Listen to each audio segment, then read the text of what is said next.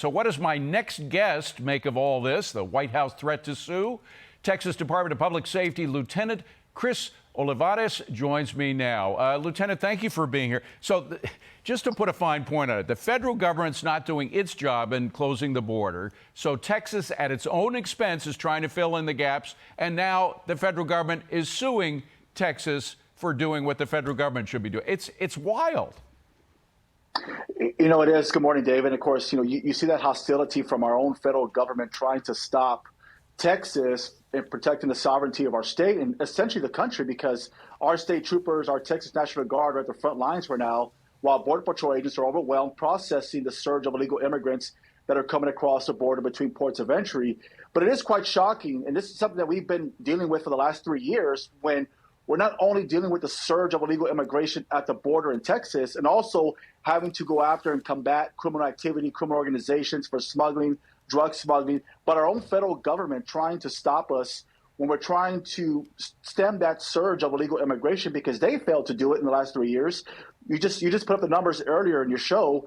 Those numbers are quite shocking. That's only the first 3 months of this fiscal year, and yet nothing still has not been done as far as any significant change from the federal government to stop this surge of illegal immigration.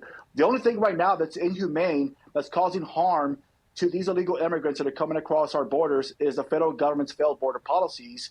And the state of Texas, we're going to continue stepping in, David, doing as much as we can. And of course, this was anticipated. We expected there was going to be some type of lawsuit, just like with everything else we've done from day one, from the marine barrier that we placed into the river, the infrastructure, building our own border wall, all the different infrastructures we have put in place at the expense of Texas taxpayers.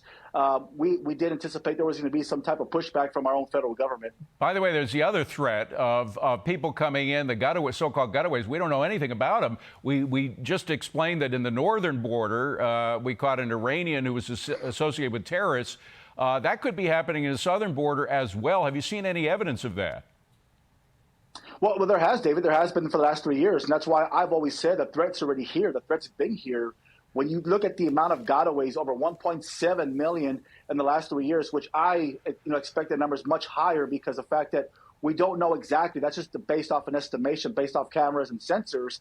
That was the whole purpose of having this law into place in Texas, was so that Texas law enforcement could focus on those single adults, those single females that are coming across between ports of entry, to actually arrest them for making unlawful entry into the state of Texas. That way it'll alleviate some of those federal resources. That way Border Patrol agents can focus on those gotaways, focus on those areas where there's vulnerabilities along the border. But yet it seems like our own federal government doesn't want us to actually take any action. They want us to continue to just turn a blind eye and continue to let what's happening along the border. Now, we know the costs in terms of human lives of all the fentanyl that's been coming in. 100,000 Americans have died as a result of the fentanyl coming in across the border. And of course, a lot of cities all over America are facing costs that they can't afford. They're going broke trying to pay for the migrants in their place. But there are also deaths of migrants themselves who are lured across this open border. As far as last I heard, there were about 1,000 migrants who've died since Joe Biden came into office, right?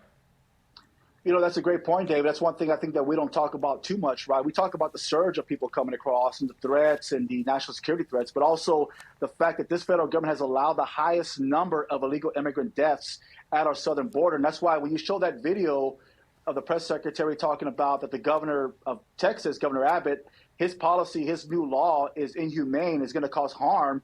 Well, it's really, it's really quite shocking to hear that when you see the fact that they have allowed, because of their border policy, the highest number of illegal immigrant deaths that have taken place along the border, yet they still have not put nothing in place to prevent that. Unaccompanied children as well, David. And of course, you mentioned the fentanyl.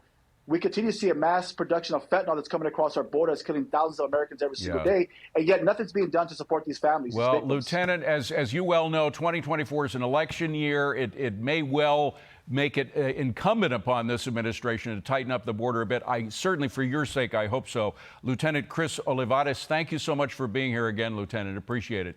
Hi, everyone. I'm Brian Kilmeade. I want you to do me a favor. I want you to click to subscribe to the Fox News YouTube page. This is the only way that I know for sure that you're not going to miss any great commentary, any great news bites, any great interviews coming your way on Fox. You can get it all here on YouTube. So subscribe right now.